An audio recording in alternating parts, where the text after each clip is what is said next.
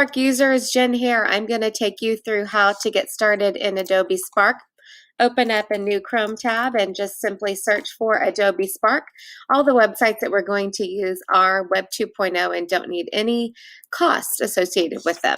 So I'm going to go ahead and click on that first hit in Google and it will open up. Now I have already logged on, so I'm going to sign out super fast.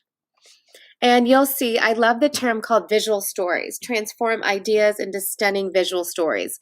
And if you would like, you can click on this watch video because it will always give you directions, because Adobe wants you to make it as complicated and as beautiful as you would like to do that. So they show you what you can do. But I'm going to click on this blue Start Now. You can click on the Get Started Now or the blue Start Now on the top. If your schools have Adobe credentials and you know that, you can go ahead and click into your iCloud. It's totally up to you. You can click Get Started Now. Then you'll see a lot of different ways you can do a social sign-in if you have a school account or if you are a student. If you're a teacher and you want to create an education account and give your students class codes so that it's in a really private environment, that's really helpful also. I'm going to go ahead and click on Continue with Google here and choose one of my accounts. I'll click on the Connected Classroom. And voila, that's all you need to get started into Adobe Spark. Okay, it may put a pop-up window. Mine doesn't do that anymore, but it may do that on yours. You can just close out of that. And then here's where you get started. Jennifer, tell your story with Spark. And I can do, if I don't need, I can do Instagram story, Instagram posts, social media posts. This photo collage is awesome. It's in print. The presentation is also a way to make web stories and a web page. Your slideshow, it used to be called video. Now it's called slideshow. Presentation used to be called page. So if you see the word page or video, those are now presentation and slideshow. And then branded, I don't use as much. You guys probably won't use as much, but it's really great if you have a side hustle or an independent business. Or I tell the students, if you have a lawn mowing or babysitting business, this is a great way to do that. Or custom size.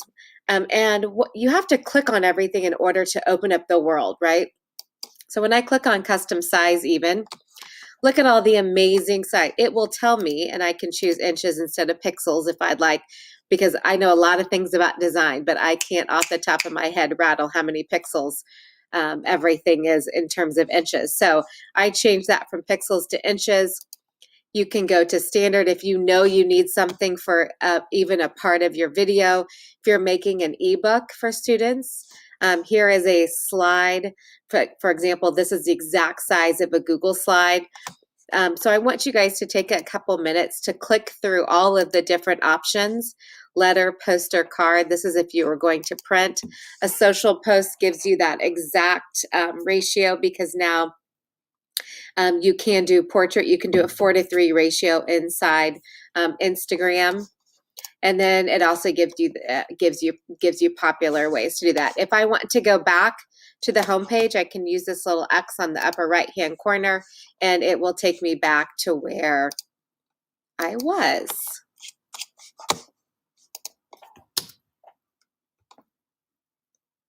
There we go. Sorry, I had to refresh my page. Also on the left-hand side, you can also get started by this blue plus sign. If you click on the blue plus sign, it will give you these same options. And then what makes this great, just like Canva, is that Adobe has hundreds and thousands of people to make beautiful templates for you, so we don't have to recreate the wheel.